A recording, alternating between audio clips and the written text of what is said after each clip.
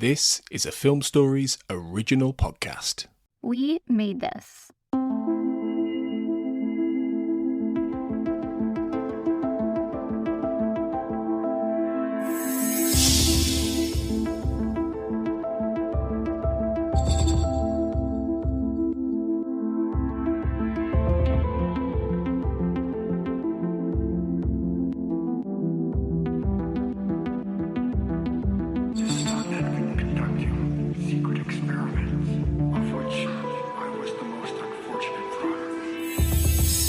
Hello and welcome everyone to the X-Cast. The truth is in here. I am Tony Black and I'm joined by my co-host Carl Sweeney. Hello, Carl.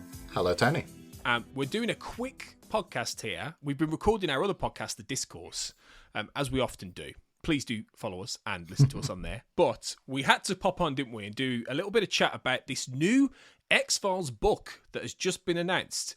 The X-Files Perihelion, I think I've pronounced that correctly, from Penguin Random House by Claudia Gray, which is coming out on July the 30th, 2024. Because this has just come out of the blue a little bit, to some extent. And it's worth having a little chat about, isn't it? Because it's actually going to be set after season 11, excitingly. So I suppose there have been a couple of things recently that seem to suggest to me that things are being done with the X-Files now as a property again, to some extent anyway, because in addition to this, we recently had the announcement of the second installment of the X-Files Official Archives book series, which is what Paul Terry writes, and we had him on the show. I spoke to him when the first volume came out, and I've spoken to him briefly about this second book. So the first one was about Monsters of the Week, and this one is about extraterrestrial activity in the Syndicate. So that's coming. This book, Perihelion, which, like you say, is a post-season 11 narrative.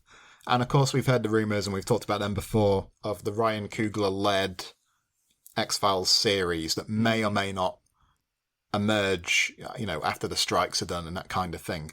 It seems to me like, a few years have gone by since season 11, and now the powers that be are contemplating what to do with the X-Files again, how to monetize it, but also how to tell new stories and do new things with it. So on that level, it's highly interesting, yeah. Well, it's been a few years, hasn't it, since we had things, not just the revival stuff, but we had the comics. We had the tie-in comics that came with the revival by Joe Harris, which were interesting.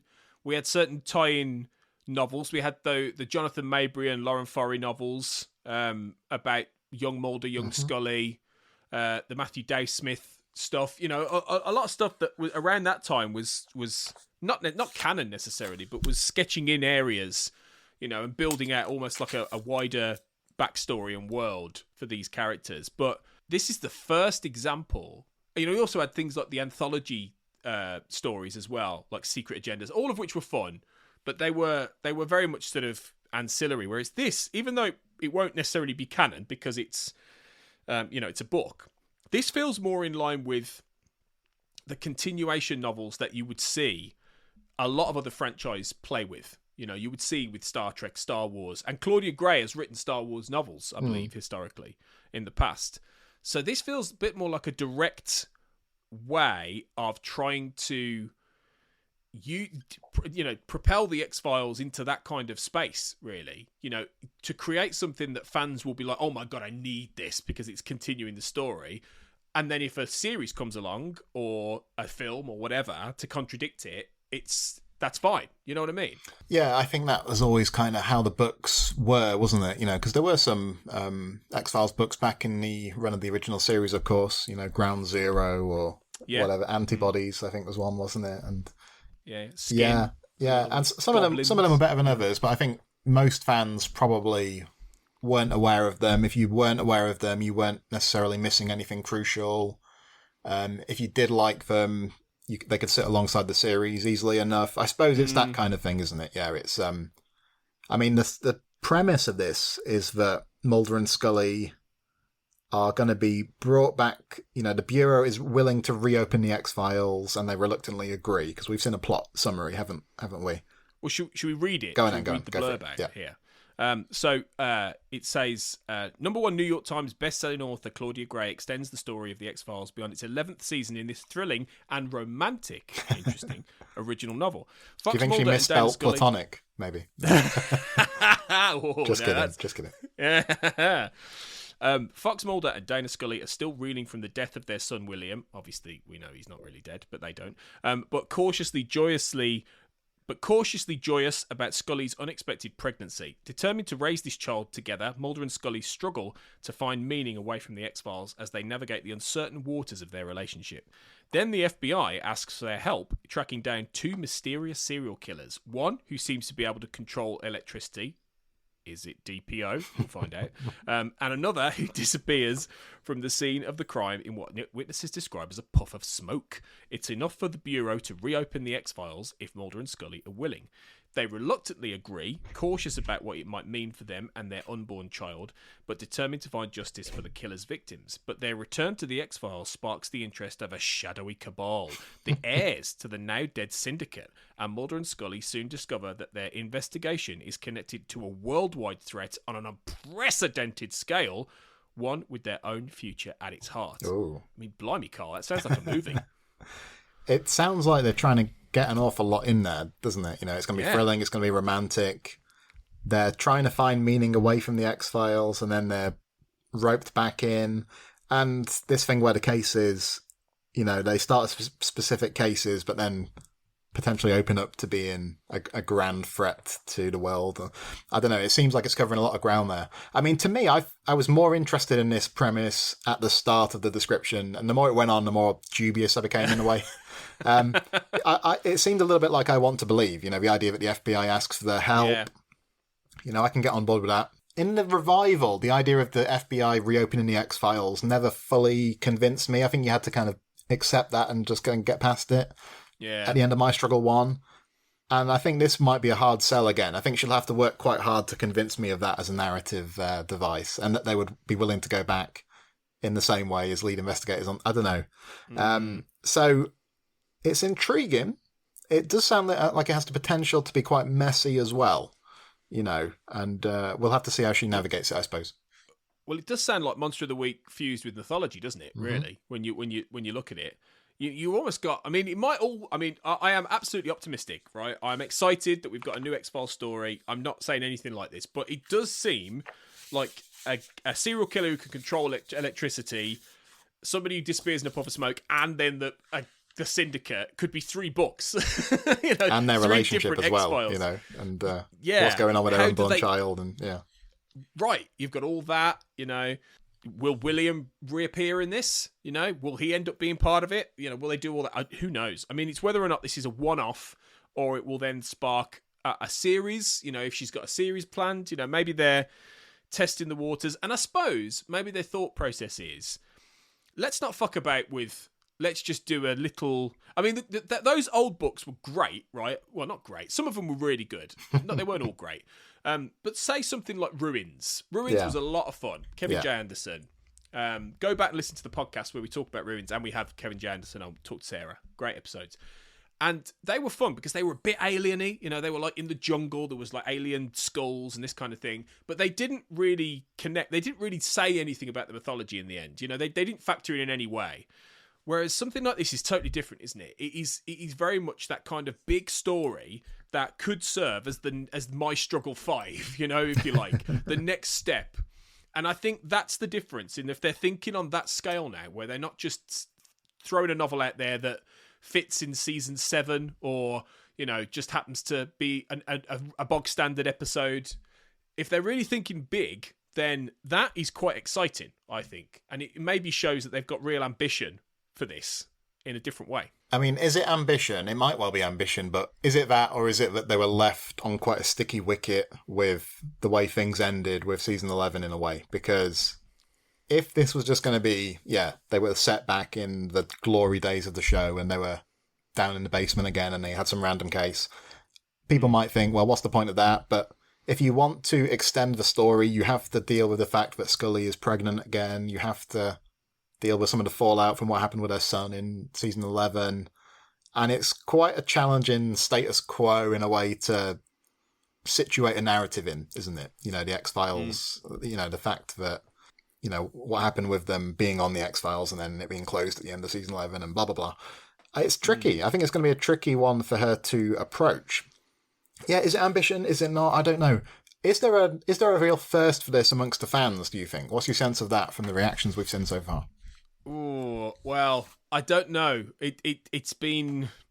There's been a bit of negativity from what I've seen, certainly on... has there people saying like they're not interested and stuff, is it? Yeah, there's been a bit of that from what I've seen. There's been a bit of, no, not interested, don't want to know. And I think some of it is there's still that reactionary sense to the revival, I think. I think some people just... I think anything past season 7 for some people still is a bit contentious, really. And I think... I don't know. I don't. It's weird. I think people now. I think there's a core element of X-Files fandom that, in a way, I don't think they want anything except Gillian and David back on screen. You know, do you see what I'm getting at? I just get the feeling that there's that level to it that they won't accept anything other than that. I think, in a way, it's understandable because I think it was the chemistry of those two actors in a way that made those characters so iconic. Yeah. So I can see why people would be less interested in something like this. But then again, there are people who spend a lot of time reading fanfic, don't they? So I suppose what it will be about is, can this author capture the voices of the characters as well as putting them in a narrative that makes sense for where they are in their lives and so on and so forth? I mean, it's the kind of thing that it's going to be quite easy to ignore, isn't it? Let's be honest. If it does things with them and takes them to places that aren't ideal... I don't know. I still, in a way, would think of My Struggle 4 as the ending more than this, you know. So we'll see. Yeah. We'll have to see how it approaches the next child and so on and so forth. But I think a lot of fans will probably think, if they're not interested, they're not interested. It's not going to blight things too much. No. And it's a book at the end of the day. It's not an episode. It's not a TV show. It's not a movie. You know, it's not canon. It can be easily ignored. And, you know, there've been some justifiable concerns about whether or not she will have been able to nail the characters and their idiosyncrasies. And the quite honest, you know, truth of the fact that some of those anthology stories, for instance, some of them were way off. Some of them were way off. Very poor, weren't they? Yeah. They were. Some were really good, but some had no clue how to write either of these characters. So it's whether or not, you know, she'll be able to do it. In credit to her, though, she's a pretty recognised author. She's written a lot for different franchises, etc. So they haven't just plucked some random out of nowhere. She's actually got a bit of cred to her within that space. She's got like 30-odd thousand followers on Twitter, on X, etc. Probably more on different platforms. I don't know. I haven't done that much of a research on it yet. But, you know, I think that the omens are good. You know, she seems to be a good writer with plenty of experience. So that actually... might be good, and I think Chris Carter's mentioned that he's seen it, and you know if it's got his backing, then maybe it's pretty good. Yeah, well, it will make it similar to something like the Joe Harris comics, where he was kind of had an advisory role on there, didn't he? And I don't think he was like massively hands-on involved, but he could steer in certain directions and so on and so forth. So. Yeah, we'll have to try and... Obviously, we'll cover it on the show. I know we were just talking before we started recording. I'm going to try and find a contact at the publishers and hopefully we can get the author on. We can ask her the 5 questions of X. We can hold her feet to the fire a little bit and grill her on a knowledge of the show. And if not, you know, hopefully we can do that. But if not, we'll certainly review the book and we'll let people know how it pans out. But like I said, I think it is interesting that we've had this kind of legacy phase with the X-Files of late where it's all been about the old stuff. Things like the conventions and just not much going on in terms of new developments, new things being done with the franchise, I suppose. And now we've had the announcement of this. We've had the Paul Terry. I wasn't expecting another Paul Terry book, to be honest, because it had been quite a while. He hinted at it, though, didn't he? He hinted that he wanted to do a mythology one, I think, back in the day. He did. I think when I spoke to him, he was kind of like, you know, the fans will decide. If there's a demand for it, more can follow kind of thing. But then enough time had passed that I'd kind of forgotten about that. So that's come in now. Like we say, the Ryan Coogler thing is probably the most significant news we've had this year. Or not news, but, you know, speculation. And we'll have to see what happens there once the strike is over. So things are happening. And I don't know exactly where it's all going yet, but we'll have to take it on a case-by-case basis, I suppose. Starting with this book in July, end of July 2024. July 24. Yeah, and by then I think we'll have come to the end of I Want to Believe Minute, which recordings are happening now for that, which is exciting. So yeah, we'll be starting to think about the revival around that point next summer. So this will be fun to cover that around that point. So stay tuned. If we get any more news before then, we'll try and hop on and do a little mini podcast about it. But yeah, interesting, Carl. Didn't expect this, to certainly come out now. I did, I'd heard there were whisperings of a book, weren't there, that we'd heard, but there was nothing concrete. But interesting news. It is. Hadn't Chris Carter mentioned this to us when we interviewed him, that there might be something that takes the story past season 11? I feel like he did. I think he did.